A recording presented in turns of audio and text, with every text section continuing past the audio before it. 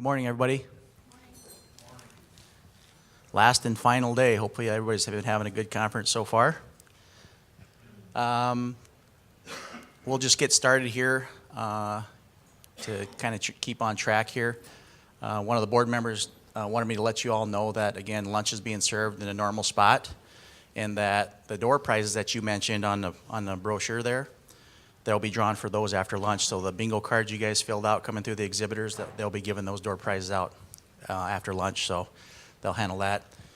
If you haven't got your name on a little piece of paper for us, please do that. We'll try and catch people as they come in, but we're giving away a nice little door prize up here too at the end of the session.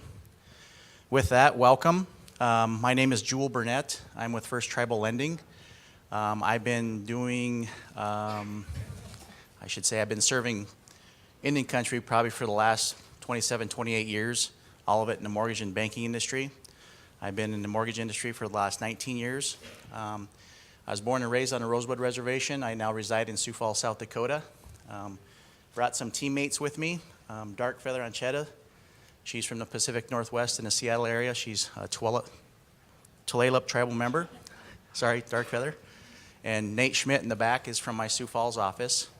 And straggling in a little bit late this morning because he had an appointment for his car will be Adam Hicks, and I'll introduce him when he comes in. But we have offices all over the country, South Dakota, Oregon, Washington, Oklahoma, California, Arizona. So we're spread out. We do 184 lending nationwide. So what we wanted to talk about this morning, because we do so much education at a ground level every day, not only with tribal members, but with our tribes and tribal housing authorities across the nation. We still get calls today, 19 years later, after this program's been off and running and doing quite well. We still get calls from tribal members, tribes, tribal housing authorities saying, geez, I wished I would have heard about this program. So we're not going to quit until we stop hearing that. But we probably won't ever stop hearing that, because as our young people grow and want to become homeowners, they're going to learn about this stuff too. So this is a real basic conversation, and I say conversation because I want it to be interactive. I truly believe that we learn from one another and our experiences that we've had. So if you have a question at any time throughout when I'm speaking, just raise your hand. Let's cover your question at that time. So I think everybody can probably learn from the comments that are made here today. So with that, we'll get started. I had NAIC out there already because I'm moving on to the next conference. They didn't have my presentation loaded, so I apologize for that. So this program was born in 1992 due to the lack of capital that Indian country wasn't seeing. They're trying to attract lenders to the reservations across the country, so they came up with this program. And when they first came up with this program, we could only use it on the reservation or within reservation boundaries. So that's what it was designed for, and that's what really First Tribal Lending's focus is. And we're really the only national lender left, and I say national, that are really focusing on helping our tribes, tribal housing authorities, and tribal members that want to live on the reservation. With that, we've had a lot of our competitors kind of fall to the wayside because of all the issues and turbulences and time frame delays that it takes to get a deal done on trust land. So we're still hanging in there. We do still have a lot of regional banks, local mom and pops banks that still dabble in the program in your local state, so that's a good thing too. It is annually funded by Congress, which is not a good thing in my opinion, but it is what it is until that changes. So this last government shutdown, my office alone had 42 families waiting in line for the government to open back up so we could close loans. So the government shutdown really impacts us and our tribal families across the board when the government shuts down. So I would like to get away from that someday, but I don't know that we will ever be able to do that, but we'll see what happens. Like I mentioned, it's a nationwide program. There are now 34 states you can use this program in, and 24 of them are statewide, and the others are specific counties, and we'll cover a little bit of that here later. So the program, we can use this program basically on any status of land that exists out there, okay? So the biggest thing is tribal trust land, individual trust land, allotted trust land. Again, we will help with any type of transaction that you have. You may walk into a door of a bank or a mortgage company, and they might not ever heard of what tribal land is or trust land or what have you. if that's the case, I would recommend you keep looking for another lender, because it's going to be nothing but trouble from there on out if they don't know the status of the land and what they have to do to get through that. So, but fee simple land is kind of the most popular, which is kind of a sore spot with me. About 7%, 7 to 9% fluctuating of the entire 184 portfolio from the beginning of time till today has been done on trust land. This program was designed to help people on trust land, and we're only using 7 to 9% of the whole program on trust land. So there's many reasons for that. There's some onus to the lending community. There's some onus to the tribes, the housing authorities. So working together, we can help increase that. I can tell you that First Tribal is the biggest lender on trust land, like I said. And my team in South Dakota, we do a lot of trust land out of our South Dakota office. So we'll continue to do that. Any questions around the status of land? One thing I will mention when it comes to individual trust land, in our part of the country up here, it's pretty common. In some other parts of the country, it's not. But if you have allotted trust land, and say I do have 4 brothers and 4 sisters, if we own 10 acres together and I wanted to put a house on one of those 10 acres, I want to do a lease. I want my brothers and sisters to authorize a home site lease for me on that 2 acres or whatever it is, because when you have a leasehold mortgage in place, a lease on the land, that protects the land. So if something happens and I go into foreclosure, you'll never lose the land. That lease protects the land. If it's individual trust land, you have a chance of losing that land. So if you own it 1/1, 100%, and you put a house on that land, you go into foreclosure, HUD pays the lender off, HUD tries to work with the tribe to find another tribal member, but there's still a chance in risking that losing that individual trust land. So if you have a chance for a lease situation, that's always the best, because that lease protects that land and it can never be alienated. Okay? We got a question in the back here. Yeah, what's the difference between your restricted fee land compared to allotted and tribal? Good question. He asked what the difference between the restricted fee land is and the allotted trust land. We have a few tribes that have negotiated with the county and state to not have real estate taxes to you as a tribal member. One of those places is on the Navajo Reservation in Window Rock. In their Kerrigan Estates development, it's fee land, so we can get title through the local title office. But as long as a Navajo tribal member lives in that house on that land, they don't have to pay real estate taxes. But they could sell it to the non-native doctor down the road, and once they do that, then it comes back on the tax rolls. So they have a taxable, non-taxable agreement with county and state. So that's what restricted fee land is. It's easier to work with than trust land because we get title quicker from the title office versus the BIA. So restricted fee land is a little bit easier to deal with than tribal trust land or individual trust. That help? Yeah, we still don't have to pay taxes, right? Not if it's restricted fee and you have that agreement. So the 2 tribes that we're aware of that have the restricted fee, as long as the tribal member lives in that house, they don't pay real estate taxes. So they're tax-free. Who can be a borrower?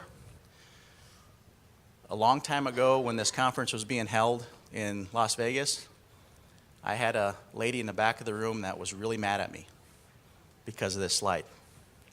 So you have to be an enrolled member of a federally recognized tribe, an Alaska Native, tribal housing, or tribe. Or one more that we're going down the path with is you can be an arm of the tribe. So it doesn't have to be the tribe directly. It could be your economic development arm of your tribe as the borrower. So those are your eligible borrowers. The reason why the lady was mad at me is because descendants. She said, "Why can't descendants be borrowers?" Because descendants aren't aren't actual enrolled members.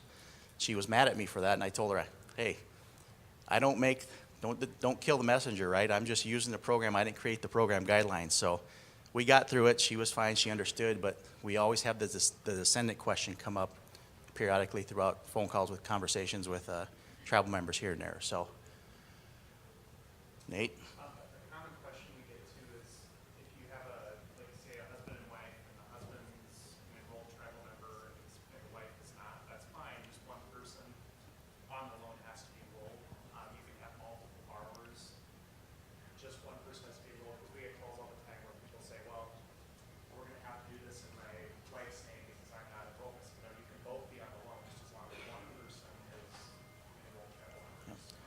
So with that being said, so let's say me and my wife's non-native. Let's say I'm non-native, my wife's the native, but my wife's not working. My wife has to be the primary borrower on the loan, even though she's not working, has no income, what have you. She's the tribal member, so she's got to be on the loan first as the primary. I can be secondary co-borrower as the non-tribal member. So that's kind of what Nate's getting at. It's always the tribal member first. It's kind of like the veteran loan program too. The veteran always has to be first, even if the veteran doesn't have any income. The veteran has to be first on the application. Make sense? These are some of our partners. HUD, obviously, they administer the program. They put on training sessions and things like that we try and partner with them to go and participate in those classes. Lenders, we have, at First Tribal Lending, we have correspondent wholesale relationship lenders also with some other banks and mortgage companies that don't know everything about the 184 program. So we do some underwriting for them. We do some closing packages for them. And then also Nate and I, Dark Feather kind of walks that line in all our worlds, but helps on both sides. But Nate and I are on the retail side. So we work directly with the consumers, and we have those correspondent wholesale relationships with those other banks and mortgage companies. Tribes and tribal housing authorities, these are probably our #1 partners. Our tribes and our housing authorities touch and converse with our tribal members every day on the ground. Nate and I and Adam, we can't be, and Dark Feather, we can't be everywhere that people want us to be, so we really depend on our tribes, our tribal housing authorities, to be that conduit between the tribal member and us. And to be very, very, very honest with you, the places that we have relationships like that set up, where someone's at the housing authority level and they're talking with tribal members every day about home ownership, a counselor, if you will, those people are worth their weight in gold. So those people help them, tribal members, put those packages together. They call me and my team every day, ask questions, which we really like to see, and we get that tribal members package done a lot quicker. We have some relationships that are over a decade old. We have one tribe that has 6 loan officers on each reservation, and that's all they do. They help those tribal members put those packages together, and they're very successful at it. So if you have the opportunity to create that within your housing authority, like I said, those people are worth their weight in gold. They're hard to find. Doing credit counseling every day is not a fun job because you're dealing with challenges. If you like to be challenged, credit counseling is a field you should look at. Bureau of Indian Affairs. Without the Bureau on trust land, we would be dead in the water. Everybody hears horror stories about the Bureau and how they're dysfunctional and what have you, but there are some really good people working at the Bureau that we have relationships with that really understand this program and really want to help their people at that ground level. And those places, again, are the places that we see a lot of success. George is in the room from Salish Kootenai. They kick out 184 loans on Salish Kootenai like crazy because that guy's sitting right there. So we spend a lot of time trying to get to know our BIA people really on a personal level, because learning about them, we know where they stand and how they want to help and if they're going to help or not. If it's 10 o'clock and they want to go on a smoke break for 15 minutes, we know we can't get a hold of them from 10 to 10:15. You know, that's the kind of stuff we need to know when we can't call and what have you. So we like to have fun and joke around, and that's how we create relationships with our people across the board. So realtors and builders, not so much. We do have pockets of these. George? Kinda. George's a tribal employee, but he does a lot of the Bureau functions, so I was trying to give the Bureau, a little help. So is there any more Bureau people in the room? Don't be shy. Yep. Thank you, ladies. Yep. There are more good ones than there are bad ones, and even the bad ones we tend to win over and get them to help us. So it's an ever-going process. But realtors and builders across the country, if we find a realtor that is willing to serve Native Americans in Indian country, that's willing to list properties for sale on the reservation, we try and latch on to those people because they're interested in doing business there. That's hard to find. Builders, we have small pockets of them. A majority of the business done through this program You can look at it as a negative thing, but today it's better than it has been. But the manufactured housing business is really big within the reservations because it's affordable and it's quick. Manufactured housing's had a bad rap, decades ago, but they build those houses just like a stick-built house today. So you can do, and we'll talk about that here, I think, in a couple slides, but we have some builders that'll do stick-built stuff on reservations, and we have some reservations that there's absolutely not a builder available that knows how to build a house on a reservation. So those are the reservations that typically go with the manufactured and modular housing. So, and as you know, most of our reservations don't have housing stock for sale.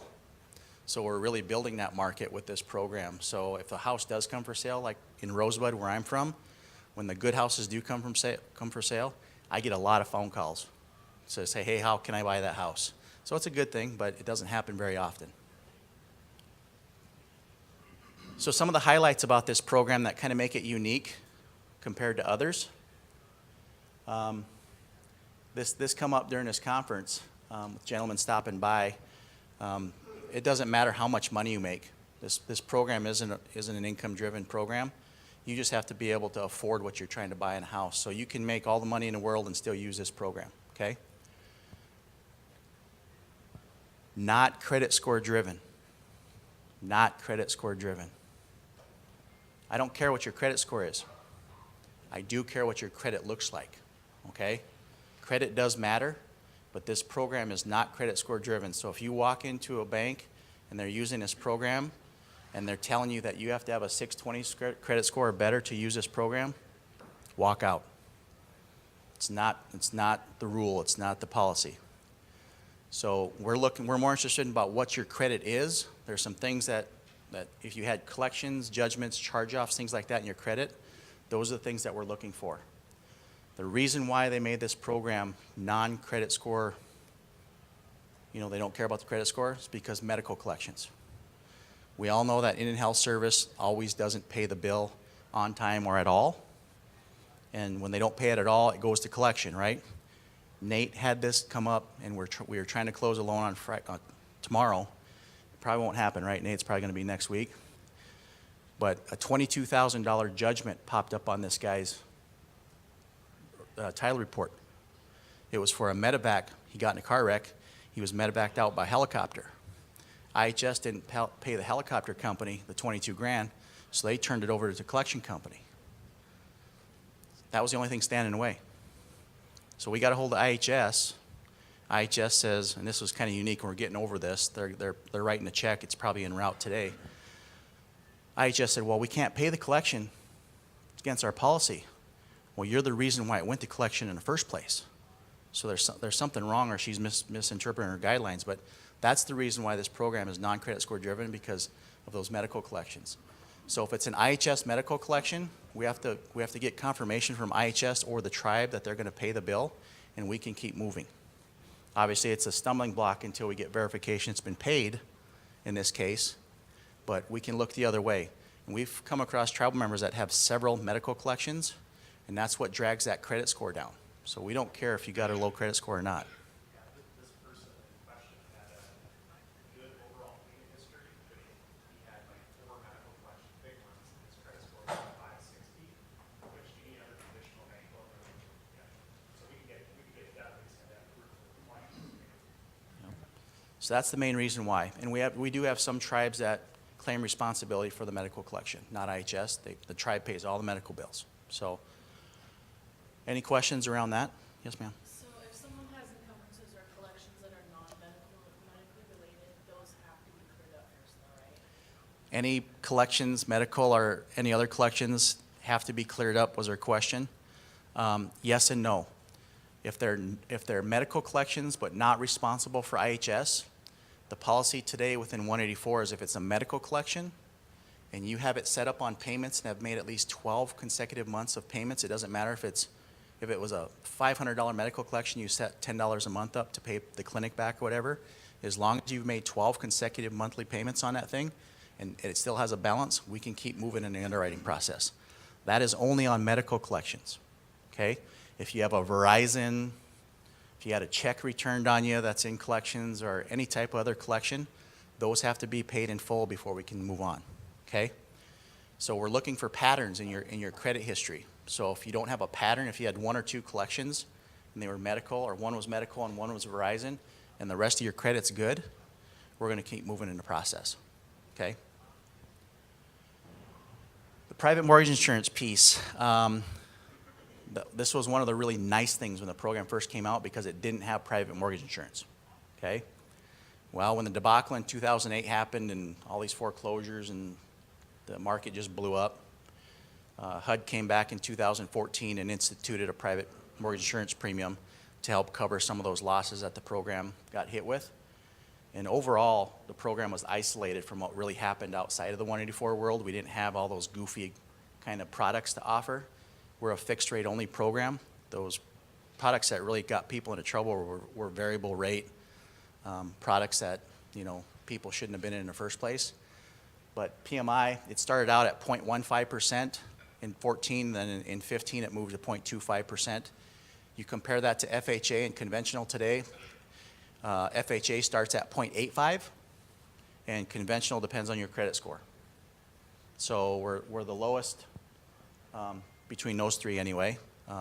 There are some other programs out there that are actually better than 184. One, if you're a veteran, the VA program is a better program. And two, if you have the 502 Rural Development Program available in your state, that's a better program. So 184 is a better program than FHA and conventional if you have minimal down payment to put down.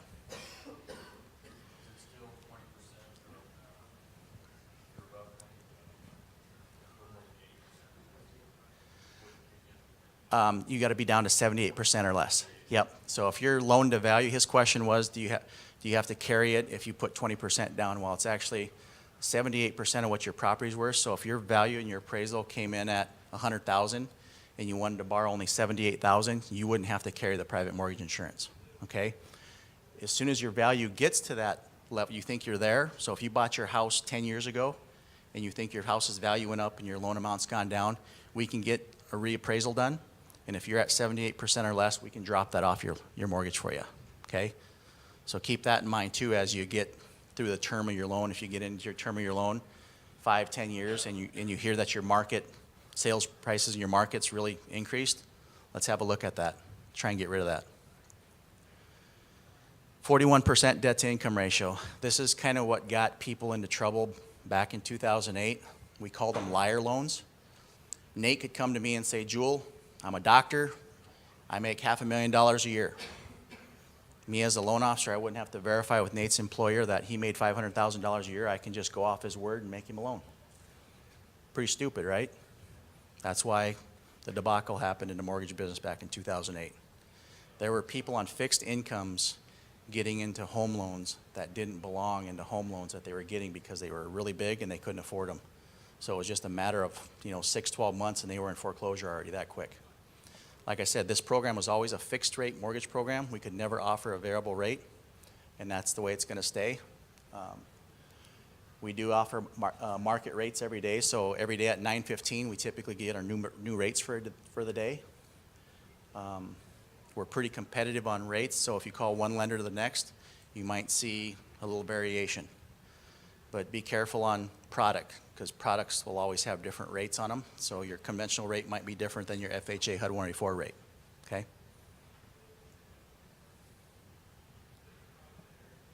Term-wise, some other features. We've always been able to do 15, 20, and 30-year fixed-rate mortgages, okay? We can't do a 10-year. We can only do a 15-year. The good thing is there's no prepayment penalty. Anybody in here from Wisconsin that bought that ticket last night? I doubt it. You wouldn't be if you're here. Great. We had a tribal member third quarter last year, took a home loan from us about a year ago. He called Eric in our office and said, hey, what's my payoff on my loan? He actually hit one of the state lotteries for, it was $500,000 or something, so he was paying off his mortgage. He only has a mortgage for a year, so there's no prepayment penalty, okay? So if you borrow the money today and you want to pay off in 6 months, the only thing you're obligated to pay is from the interest that has accrued since the date of your last payment, okay? Back in the day, there were prepayment penalties on all kinds of products. So if you borrowed the money today and paid off in 5 years, you could have a pretty stiff prepayment penalty. Those don't exist today on any product that I'm aware of, and that's a good thing. HUD does have a 1.5% guarantee fee. This was the other change in their guideline. It used to be 1%. So when they added the PMI, they also increased the guarantee fee to 0.5%. The 1.5% guarantee fee is 100% financeable in your mortgage. Okay? It's not good to finance it because it increases, what you're borrowing and what your payment will be, but the majority of people we deal with don't have a lot of money in savings. And actually, 70% of America doesn't have $2,300 in their savings account. So we deal with a lot of people that are really tight on coming up with their cash to close. So they typically finance at 1.5%. Minimal down payment requirements, anything over $49,999, your down payment is 2.25%. Anything below $49,999, you're at 1.25%. Okay? First Tribal has a $25,000 minimum loan amount. Reason for that is on a $25,000 loan, you're going to have the same fees as you would if you had a $125,000 loan. Okay? You still have title reports, recording fees, all that kind of good stuff go along with a $25,000 mortgage as it does with a $125,000 mortgage. Okay? We have done smaller. With the borrower, the smallest one I've ever done was $14,000, and she wanted the house. She didn't care what the fees were. She wanted the house. So it can be done. It just doesn't make economic sense, so we just want you to know that. That down payment has to come from money you've saved, a gift from a direct relative, your mom and dad, brother or sister, fiance, boyfriend, I think would work. Tribal down payment programs are very popular. We have one tribe right now that offers up to $65,000 for a down payment. So I speak at their home buyer class and I let them know that they're very lucky to have that available to them to jump on it and get a house bought. So tribes and housing authorities can create a program and help their tribal members with down payment closing costs. No commercial structures, no adjustable rates, as I mentioned. We have, and I say no commercial structures because this comes into conversation with my tribes and housing authorities. Jewel, what can we finance? Can I buy that 30-unit apartment complex? No, I can't finance that 30-unit complex for you, but I can finance fourplexes for you, threeplexes or duplexes. So if the tribe wants to build 20 duplexes or 20 fourplexes, they can do that under this program. That's not a commercial structure. Okay? Commercial structure is anything over 4 units. Okay? Questions around that? Just one question. Yes, ma'am. You said the down payment has to come from your own funds or sources. So someone could go to your travel credit program and get a loan, the down payment? Great question. She's challenging me on where your down payment can come from, and I did miss this, and thank you for bringing it up. She said, so if I don't have the down payment saved, could I go to my bank or my credit union and borrow the money? The answer to that is yes. The requirement to that is it has to be secured with sufficient collateral that you're trying to, for the amount of money. So if you're borrowing against a car you have paid off, the value of that car needs to be sufficient to what you're trying to borrow. Funny story. So we had a file in underwriting in the final stages, and the guy sold his Mustang to come up with the difference that he needed for his down payment. The underwriter says, well, I want to see a copy of the title to that Mustang. No, you don't understand. It was a horse. It was a real Mustang. Don't have a title.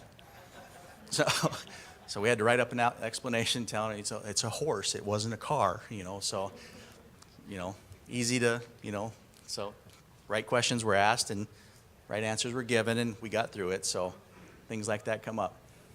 So yeah, so you can borrow the money.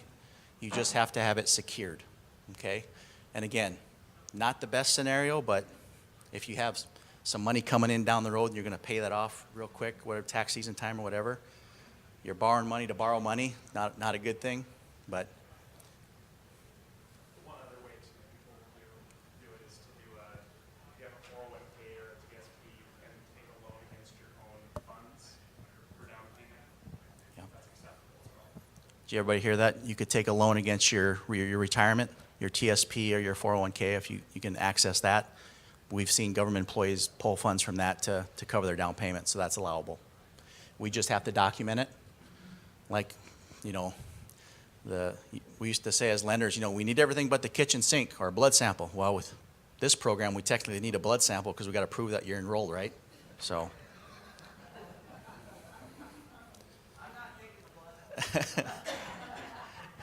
And we'll take a copy of the tribal ID or a letter from the tribe. That's good. Yeah, we don't need to get into. So we talked a little bit about credit histories. Here's a little bit more details. And some of them, these are the things that could really kill a deal. And we see a lot of this.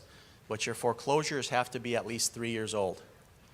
And they have to be 3 years old from the date that the house sold. Not from the date that you walked out and gave it back to the bank, but from the date that the bank actually sold it. And that's part of public record, okay? Bankruptcies have to be discharged for 2 years, and your credit history from that discharge date, you want to be absolutely perfect, because the underwriters don't want to see you getting back into the same reasons why you claimed bankruptcy in the first place. So your credit history needs to be very solid after that discharge date of your bankruptcy, okay? Court order judgments, liens, things like that. Obviously, I brought up the medical collection piece. These are kind of kiss of deaths in our program. Couple reasons, and we're trying to get this policy changed around judgments. The judgment has to be of record for 2 years and be paid for 2 years. So if you just had a judgment hit your record this month and you paid it, you'd have to still have to wait 2 years. We don't want to wait that long. It doesn't matter when it was paid. Let's just move on. Let's not penalize, because in some cases those people have to wait double the time. So if it's been on there 2 years and they paid it, they got to wait another 2 years. So let's just go off of the easiest of the two. Tax liens, same thing. And if they're small judgments, small tax liens, and there's a great explanation for them, we've gotten exceptions to get past those. It's the really big ones. I would say $1,000 is probably kind of the threshold. If it's anything under $1,000, we can work with the underwriter, and if it makes sense to go forward, we can get an exception to do it. And we have to go directly to HUD to get that exception, to document from a HUD underwriter that, yeah, we talked with Jewel on this and we're given the exception to do that. Okay? So it's not something we can just make a call ourselves. Believe it or not, if you have absolutely no credit, we can still do a loan for you. We just need 3 non-traditional credit references. And on a lot of our reservations, we have that guy that's sold used cars for decades, and we've had tribal members buy cars from him for 10 years, and they've paid him directly and paid those cars off. All those cars that he bought from that guy, that's non-traditional credit. That guy can give you a credit reference letter saying he's bought 5 cars from me in the last 15 years, and he's paid as agreed every time. He don't report to the credit bureau report, so his history that you have with him personally, that's your credit history with him. That's non-traditional credit. Okay, and we can submit that to the credit bureau to get them that put in there. But Dark Feather. On the non-traditional credit, some people ask, can we use the non-traditional credit to offset a bad credit? We can't do that. Yeah. So if we have a couple collection accounts, but we got really good rent history, we got really good light bill, can't use those. Still gotta get rid of those collections. Yeah. Everybody, Adam Hicks stopped in. I introduced everybody else. I told him you were going to stop in late. So this is Adam. He's from my office in South Dakota also. So Adam helps a lot of tribal members in Minnesota and Wisconsin. So, so non-traditional credit reference. So if you get, like I said, the car guy, if you got a grocery account, you got a charge account at the gas station, utility bills, even a rent letter. We're going to get a verification of rent done in the process, but if your landlord will write you a nice letter, if you rented 4 different properties from them in the last 20 years, if you get a nice letter from your landlord, that's going to really help. Netflix, Nate says we got to. Yes, ma'am.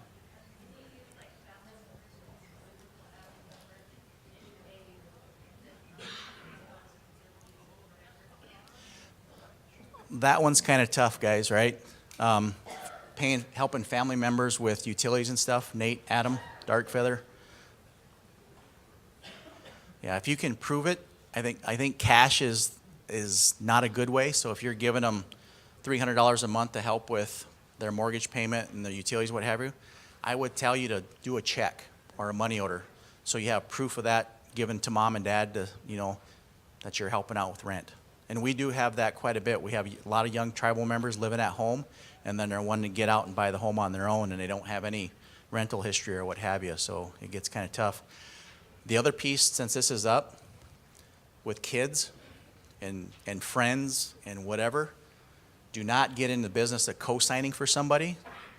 When I was on the bank side, I basically looked you in the eye. If you were the co-signer, count on paying the loan. She's not going to pay it. You're going to end up paying it. Co-signing is not something good to be in, and it really hurts you because we have to include that debt when you come to me to buy a house. So if you co-signed for 4 of your children on 4 car loans, all 4 of those car loans we have to consider, unless you're writing a check, they're writing a check themselves, and we can prove that they're making those payments and they have done so for the last 12 months. So don't pay mom and dad cash for that co-signed car.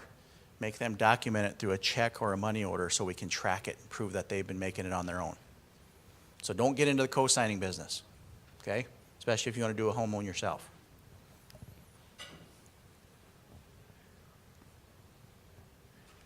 I'm going to beat this one to death so everybody understands it. Not credit score driven, because we get a lot of calls that says, hey, this is a guaranteed loan. I heard I'm 100% guaranteed. You guys have to make me this loan. Yeah, it's a 100% guaranteed loan, but for the lender. It's not a 100% guarantee that we have to give it to you as a tribal member. When we make the loan, if we do all the things we're supposed to do in the underwriting policy guidelines, HUD guarantees the lender 100%. So if the tribal member or tribe goes into default, HUD pays the lender in full. The tribe or the tribal member works with HUD to get that property resold or work out a negotiation, what have you. But that's part of what Darkfeather does every day too, guys. Darkfeather works with tribal members when she watches that past due list. And we're really fortunate at First Tribal, because the 3 of us came from a very large lender. And once you hit that 60-day mark, there was no turning back. Darkfeather's are able to go past that, and if people work with her to get back on payment track, you know, we can avoid that strict 60-day foreclosure process. So she does a lot of that work, and she's actually out knocking on doors, making phone calls, so that's part of what her job is too. Again, not credit score driven, but we care about what your credit is. The traditional credit piece, you'd be amazed about how many people that we see that have little to no credit, or they got that one $200 gas card, that's all they got on their credit. So we have to go to the non-traditional credit. Okay? Yes. Are there any links on your website about building credit and credit counseling opportunities or resources? Because I think it really should start from like a high school, college level, and we're not given, you know, the financial management education that we need, you know, as adults. So I'm just wondering if there's any resources that you direct people to or that are available. We can recommend home buyer education. As far as credit counseling, it's really area specific for where you're at. There's not really good program. Yeah. Big one in our is it the Lutheran Credit Counseling Services? Yeah, so it's really, like Adam said, it's really area specific as far as in your state and what you have available. And she's right. I mean, she said that this really needs to start at the high school level. Well, there's a lot of things that I think should start at the high school level, but we don't. I mean, sometimes we don't even see how we teach our kids how to manage a checking or savings account, right? So when should we start that? Well, kindergarten. Start as early as you can.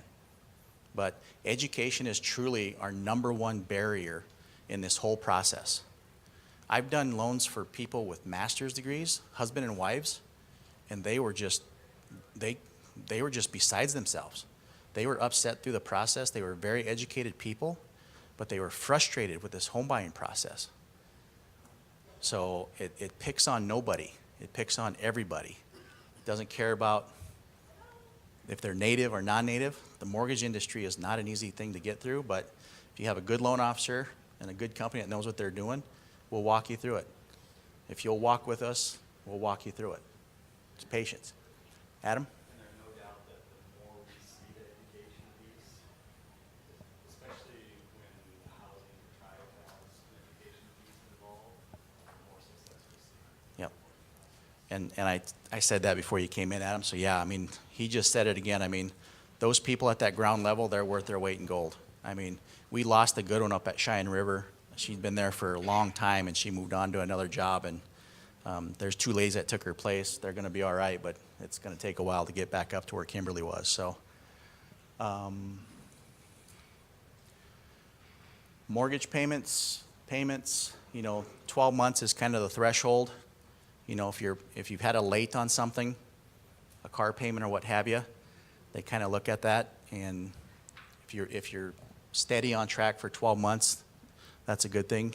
If you've had a late payment on your mortgage in the last 12 months, that's a tough one to get over, but we all have life happenings, right? So if we get an LOX, letter of explanation, and you had a death in the family or something, or if it was just hey, the check was on my counter, I just didn't put the envelope in the mail type deal, you know, if it's not a disregard for credit, we can typically get through it. But again, we're looking for patterns. So if you have 30, 60, and 90-day lates on several accounts over the last 12 months, we're going to want you to wait 12 months, have everything on track, and then go from there. Dark Feather? So when we do the homeowner education classes, I'll ask everybody, how many of you guys have had family members come up and ask for some money? How many of you have had that? Right? You've had family members come and ask for some money. You automatically know instantly if you're gonna give that money to them, yes or no, right? You know where they're going, you know what they're gonna do, you know if you're gonna get your money back, you know if they're gonna avoid you in the community for the next 6 months. Lifetime. Right? You know them, you know who they are. Our underwriters are trying to figure that out. Which cousin are you? Are you the cousin that's gonna pay me back, or are you the cousin that's gonna avoid me? The only way they can is by credit, right? That's how our underwriters do it. Well, I like your family members. and she brings up a good point because it's truly human. We're not punching your information into a computer and hitting enter and seeing what comes back. That's not how this works. We enter your stuff into a computer, put a full package together, documenting what happened, what didn't happen, if it's clean, if we need to, you know, whatever. And an actual real live person with a heartbeat is looking at your file. Every page, everything. They have to go through this file. HUD on the back end, our underwriters right now are going through a painful time because HUD is coming in and reviewing our files for guarantee, and they're being nitpicky. Very nitpicky on, hey, this isn't in here, this isn't here. We're not giving you a guarantee until this is fixed. So our underwriters are having to go back to do some extra work after the file's already closed. And in some cases, we might have to go back to the realtor or the borrower to get something, which shouldn't be right, you know. But anyway, that's the reason why the underwriters do what they do. They're very thorough. And it feels like sometimes they're fighting against you, but they're really not. We got 5 really good underwriters, and they're trying to find a way to get the deal done. You know, and those underwriters only see about 25% of what these guys see every day. So these guys are deflecting about 75% of the business because they're having those conversations with those borrowers every day to say, hey, you're not ready today. This is what you have to do to get there. So come back in 6, 12 months, and we'll relook at this. And that's what these guys do every day. Okay? We talked about the collection piece already. I think everybody understands that. If not, let me know. So types of income, where are we at time-wise? We're still good. We've got about 35 minutes left. I want to leave some time here at the end too for questions, 15 minutes or so, but all kinds of income allowed. Bottom line with income, guys, is that it has to be documented and verifiable. We have some tribes that are non-taxable as far as income goes. We have one tribe that is federal fishery. So the income that they bring in off fishing, they show us their sales slips from the fish market, but they don't have to report that to the federal government and pay taxes on that. That income's allowed, but of course we have to know that there's an agreement in place. The place that one of the places that we get kind of we have to push back is with our Native Americans who sell beadwork, jewelry, things like that. You know, they don't always have full sales of that, but the good ones, the big ones really do. There's a lot of sales, and, you know, I buy star quilts every now and then from a gal, and I don't know if she claims the income from selling her star quilts. I mean, she makes them by hand at home, and, you know, so I don't know. But so that we just have to document it. So if it's not on your taxes and you're trying to claim it, we need to go deeper and find out, okay, is it taxable or not? You do have an agreement with the government, the state, what have you. You do not have to be working per se. I mean, we have some tribes that are very large per capita gaming tribes that pay out pretty good distributions to their tribal members. So we do loans for those tribal members. They don't go to work every day, but they get a per cap income that supports their mortgage payment and their bills. So self-employment, 2 years.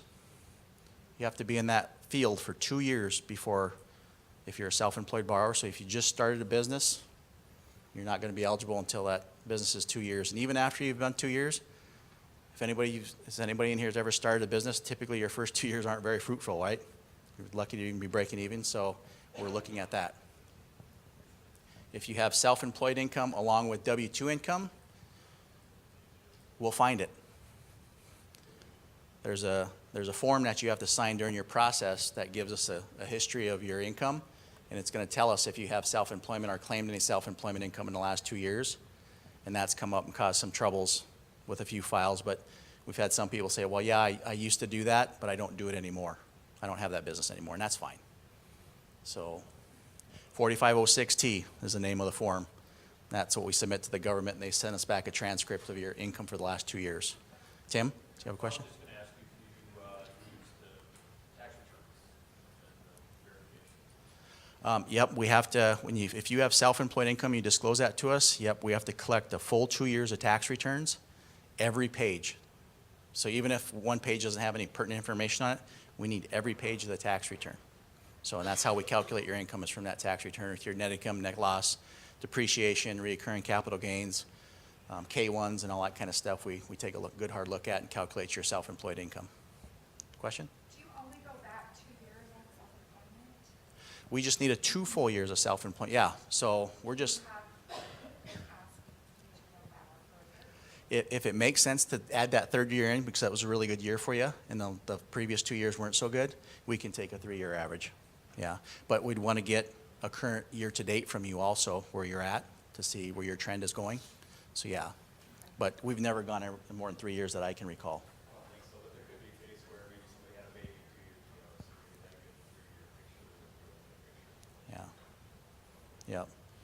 Or, you know, there's flooding going on in South Dakota and Nebraska today. I'm sure there's going to be some pretty heavy losses. I've heard of cattle ranchers, their cattle getting grinded up, you know, in the rivers with the ice breakout and stuff. And I'm sure there's going to be some significant losses, you know, on those people's tax returns when it's all shooken out. So they'll have that to explain, you know, when they come time, that this year was a bad year because I lost 60 head of cattle, you know. So any question about any of the income?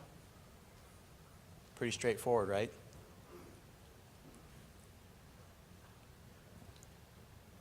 Okay, real life stories here.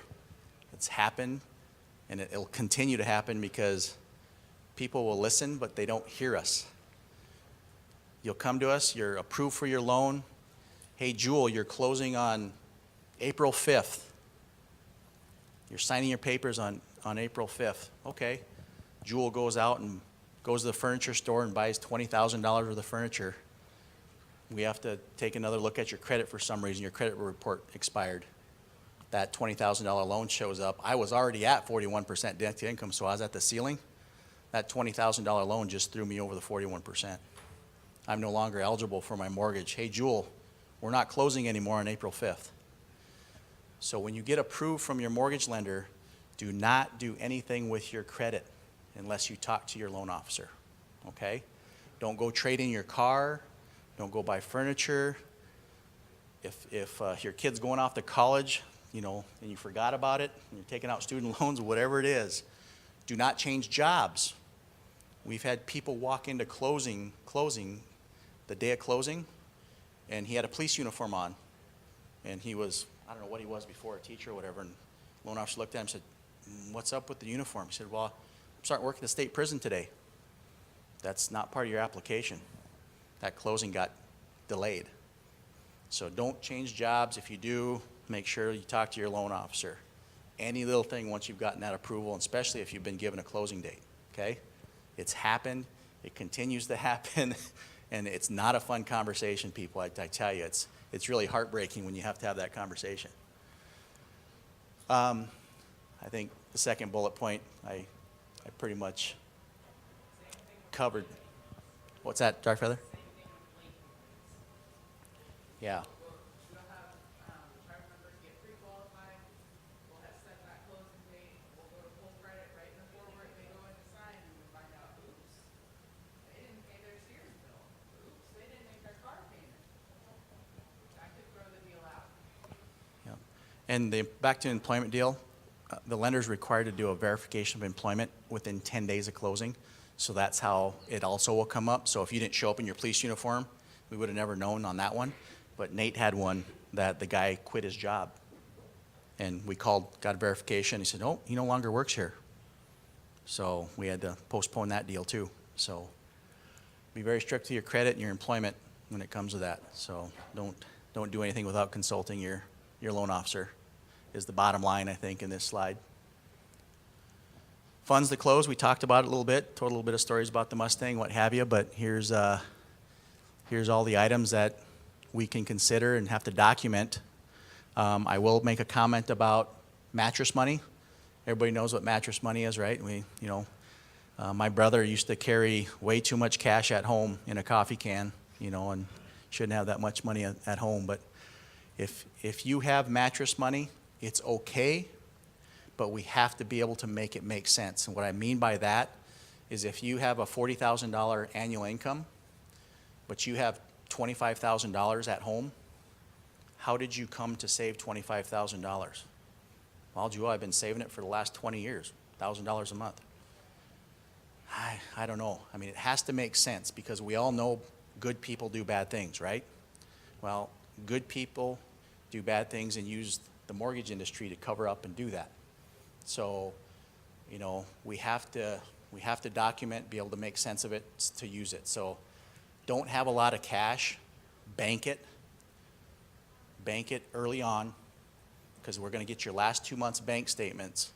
And if your average balance in your bank statement is $500, but all of a sudden you have $25,000 in your account, how did you come about that? Okay? I sold a Mustang. Perfect. Let's get it documented. So we have to have it make sense. Okay? Other than that, I think we talked about, the 401k loan, the tribal down payment programs. If you want to take a loan out on land that you have, your equity in that land, if you have 50 acres sitting somewhere and you want to go to the bank and borrow $2,500 on that to bank your down payment, we can do that. And just to preface with everybody, First Tribal Lending is a mortgage company. We just do home loans. We're not a bank, okay? So we can only do mortgage loans. We can't open checking accounts and things like that. And our main focus is the 184 program, although we can do FHA conventional products. We don't do a lot of them, especially my guys. They don't do a lot of them. But we're just a mortgage company. Yes, Tim? We are nationwide, Tim. Yep. The only state right now out of the 34, I think there's just New York is the last one. I think New York's the last pending state. And we've been in line for over a year with our application with them to get licensed there. It's just a monotonous process with New York, so. Oh, okay. Dark Feather's coming around, you guys, I think I've seen most of you come through the exhibit hall, with our contact information, but Nate and Dark Feather are handing out contact information for us. But here's some of the things that we collect up front from every tribal member that we do business with that inquire about this program. So, hey, Jewel, I don't know where I'm at. I really want to buy a house, but I just don't know what to do or how much I qualify for, or how much I can borrow. Well, this is where we start everybody. Everybody starts the same way. So there's either an online application or the website on that brochure that they handed out. You can go right to that website. If you don't like doing stuff on the website, you can contact us and we can email you the forms or mail you the forms. We still deal with people today that have no dealings with technology. They want to do snail mail and mail stuff back and forth. That's fine.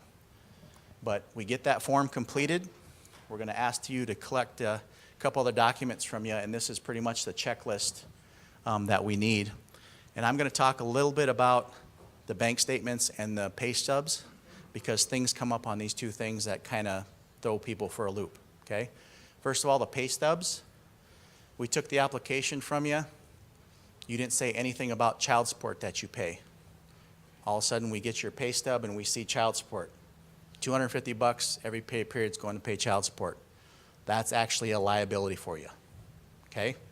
If you're receiving child support, you don't have to disclose that to us unless you want to. If you want to include that as income and use it to qualify, you can.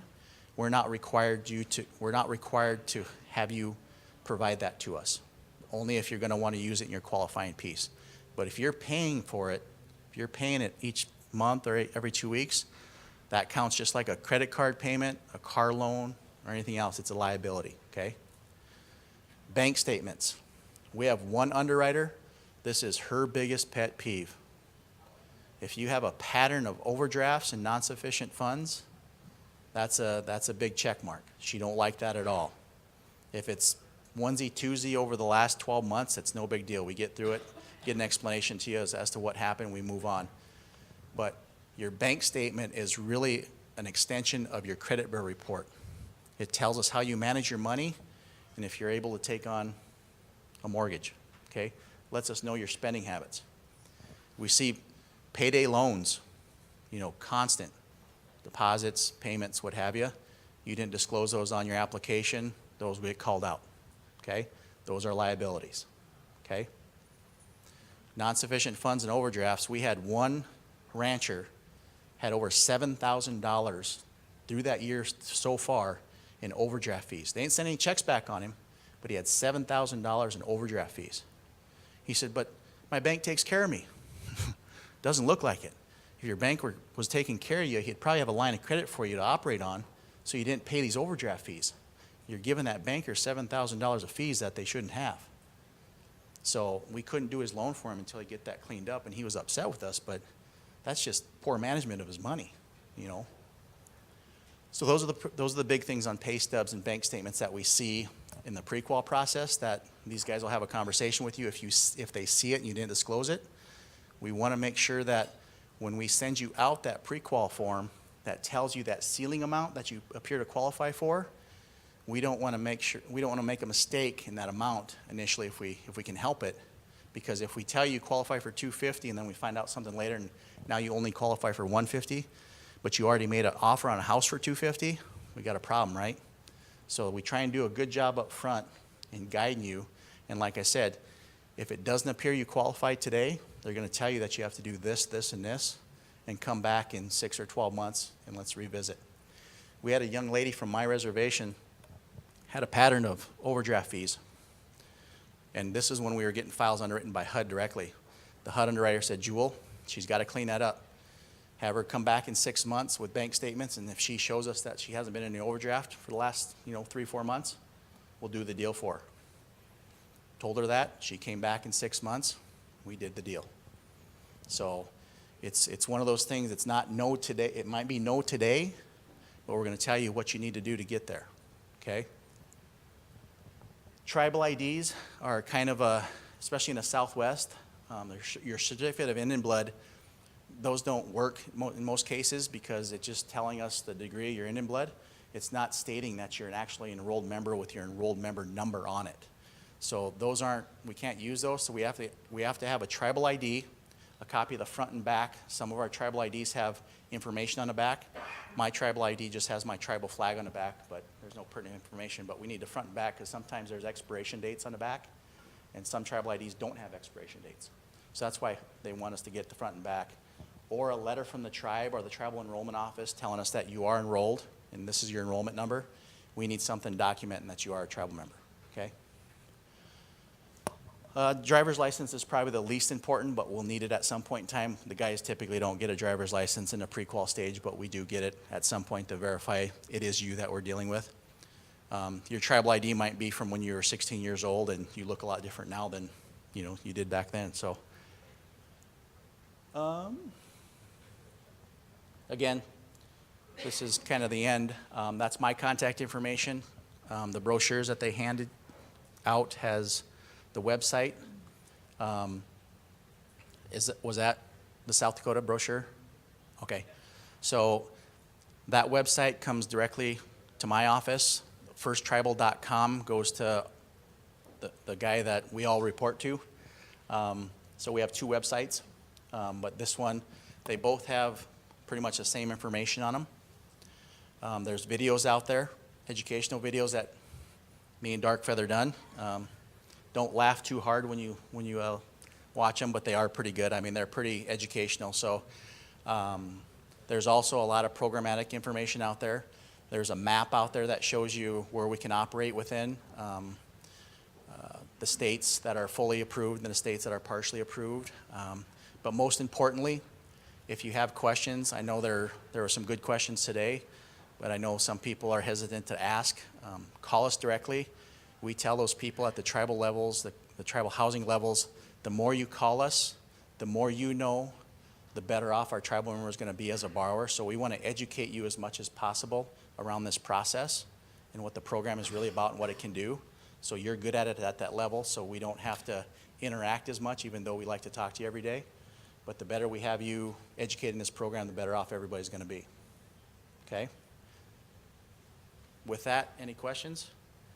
So this was kind of talking about the loan application process, but me as a tribal realty specialist, you didn't really touch on, so if it's fee land, do they need like the deed and then a title policy? And then for tribal trust property, you're gonna need that residential lease and the certified TSR.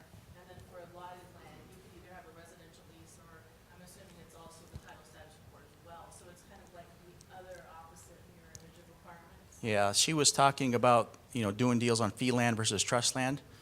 And obviously, we need the Bureau to get our documents recorded and a certified title status report. On tribal trust land transactions, our title status report has to be certified and dated within the last 12 months. On individual trust land, it has to be dated and certified within the last 6 months. Okay? She brought up the fee simple land transaction. Those are the easiest. We can do those walking backwards with our eyes closed.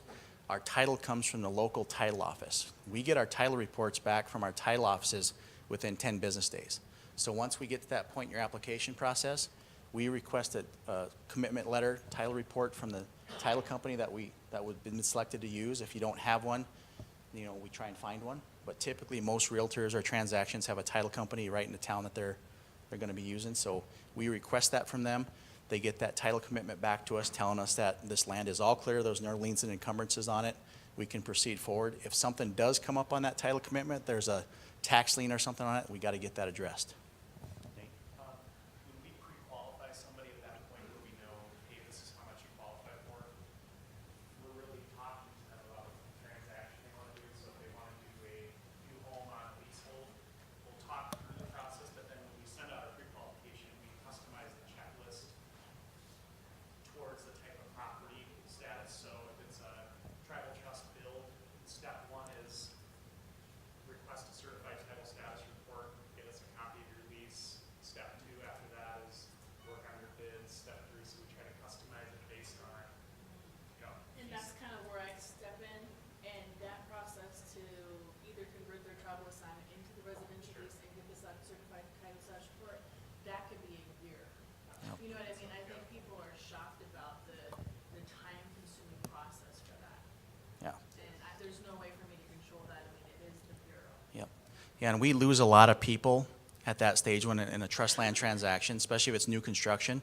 So they're chasing their recorded lease. They don't have a lease yet. They have a land assignment. We can't work with land assignments. We have to work with home site leases. HUD is a specific lease agreed upon with most tribes that this is the lease format you need to use. Until that gets recorded and on the certified title and we get the certified title back, we're really in a dead zone. and like she said, it could be a year. Some places typically, 60, 90 days. In the Pacific Northwest, Georgia's area is inside of 30 days. Aberdeen area, we're typically, dependent on, and again, not trying to come down in the bureau at all, but I had a transaction where that tract of land hadn't been updated in over a decade.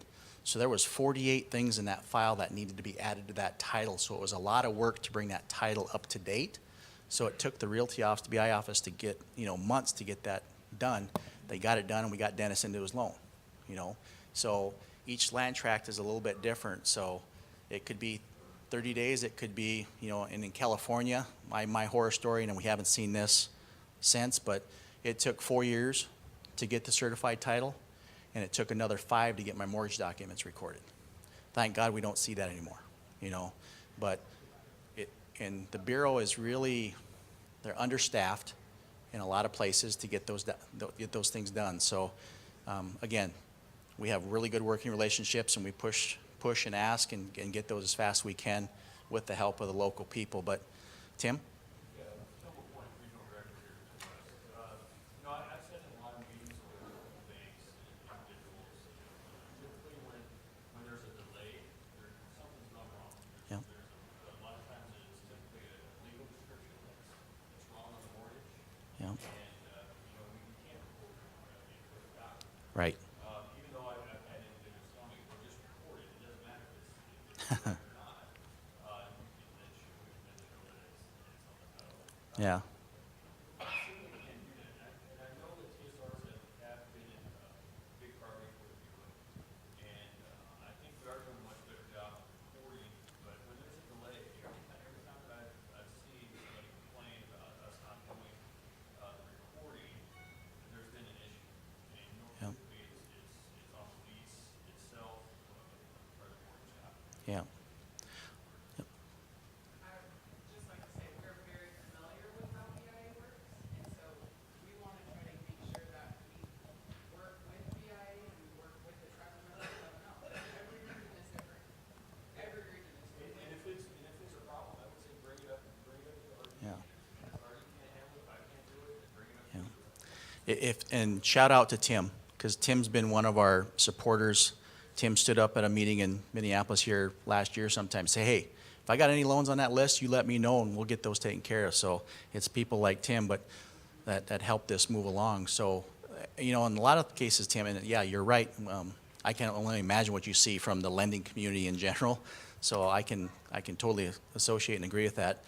We have a lot of instances where the agencies, are sitting on the documents. One in particular, he was honest. I had these sitting on the corner of my desk for 3 months. It's like, come on, dude, you got to get those moving. So, but yeah, so there's just different scenarios, and every deal is unique. One thing I want to say before we quit here is back to the pre-qual stage. I got in a lot of trouble from one elderly woman on my reservation years ago. So I always tell a story. So when these guys send you out a pre-qual, and they tell you qualify for $450,000, that doesn't mean that go out and buy a $450,000 house. So I qualified. Her name was Julia Lambert. She's no longer with us today. She wanted a little $80,000 governor's home from the state of South Dakota, but she qualified for like $250,000. She called me up and she chewed me out. She said, Jewel, you can't make me borrow that much money. I said, Grandma, I said, that's just your ceiling amount. I said, you can borrow that much if you want to, but you don't. I said, I'm just telling you, that's your budget. She said, well, I just want an $80,000. I said, you can have her. So I always tell that story because, we do deal with people that don't understand, and we deal with a lot of younger people that when we tell them to go, they qualify for $450,000, they go out and start looking for $450,000 houses, and that's not what we're telling you. The other thing to finish that off is be careful no matter what lender you use, because mortgage lenders qualify you off gross income. Everybody knows that gross don't pay the bills, right? So we qualify you off your gross income. So you got to really know what your net is and your take home and your budgeting process is, because if you're dealing with the wrong lender, they can really get you in trouble with that gross income. We're going to send you out that $450,000, but we're going to also tell you what that payment is associated with that. So that should open your eyes. Okay? Anything else? I appreciate you all coming today. Don't leave. Dark Feather, do you have something? There's an evaluation form, the yellow Yep. Yep, but again, Tim, did you have some? Yeah, just one other question. You get 41% of the gross Correct. qualified. And you have a recommended percentage on it, or what's your recommendation? Of the net? Did- Yeah, we really don't, but that residual income can vary quite a bit for what somebody has left over. You know, if somebody has $1,000 gross income, there's not a lot of residual income there. You know, the difference of 41%, but if somebody makes 20,000, there's quite a bit there that they can still be comfortable with. So yeah, we really don't look at the net side of it, but yeah, I think that's all part of the conversation with, okay, let's look at the payment. So that looks pretty uncomfortable. Yeah. So. And especially with our fixed income borrowers, you know, so if we have, you know, people on disability or Social Security and that's all the income they have, it's pretty straight lined. And, you know, we don't want you to be married to your house, even though you are entering into a 30-year marriage again. You know, 41% is, you know, the telephone bill, your credit card, your car, your mortgage, you know, so you don't have much left to go to the movies and, you know, do Christmas and all that kind of stuff. So it's pretty important you look at that net piece like Tim's saying. So I say let her or one of the front, oh, go ahead. I just had a quick question. Do you guys, since you do a lot of money before, when it is paid and satisfied, do you guys make sure that's recorded with Downstairs? Yes. And the reason I ask is because we have a mobile home community, and it seems that when things get satisfied, when the satisfaction gets mailed to the person that lives in the mobile home, and they don't know what to do with it, they don't know how important it is, and then we just keep getting racked up on the OST statements, all these mortgages, and we can't get rid of them, we have to track. Yeah. So now this gets come to my department, is we're gonna have to track down all these satisfactions with all these different things so that travel members have used over the years, because satisfactions never got reported. Yep. Yep. And we see a lot of lenders mail it to the county instead of the bureau. And that's another one of Dark Feather's jobs. Dark Feather and Renee Yancey in our office in California, they watch that. And if we make a mistake and we didn't get it to the right place, it's easy for us to get another one going and get it sent off to Tim and his people to get it done. So, and that's where we see a lot of problems when we refinance people. It's hell for us to get the satisfaction because it's still showing. Well, they say, well, we sent it to the county. Well, you weren't supposed to. It's supposed to go to the bureau, you know. So, good question. Well, thanks for coming, everybody. We brought one door prize. Sorry, the odds were pretty good early on. Yep. Now, I remember in capital lots for the inherited person or Mhm. grandfather. Yep. But they need a free round of septic. Yep. Could they put that in, they apply for a loan for you guys? Yep. Do that? Her question is if you inherit a lot in a home from a relative, a grandpa, or what have you, could we use the program to upgrade the septic or the house or anything like that? And the answer to that is absolutely. So anything functional to get the house back up to quality where you want it, or if you want to do an addition, just not an addition of a hot tub or a pool, you know, it's allowable. So you can do remodels, finish basements, get the septic fixed, hook up rural water. If you had a well and a well collapse, you want to hook up to rural water. Anything it takes. Absolutely. New windows, new roof, you know, whatever it takes. So a lot of our housing stock on the reservations, you know, are getting depleted, getting run down. So they're owned by the tribal members today, and we have a lot of those requests coming in to get those houses remodeled and fixed back up. So. I just say we have a lot of those individual type homes Yep. where we'll do a full rehab or addition onto them once the, paid off and Yep. needs to pay the contractor to upgrade the house, roof windows, Yep. kitchen, add bedroom, bathroom. One guy asked me, he said, can I build a garage that's not attached? I said, absolutely. He said, it doesn't have to be attached? I said, no. I said, we had one guy build a heck of a Morton building, you know. It was bigger than what we thought it was going to be. He said, I just want a Morton building for my camper and my garage, or my camper and my boat. Holy smokes, that was a big Morton building.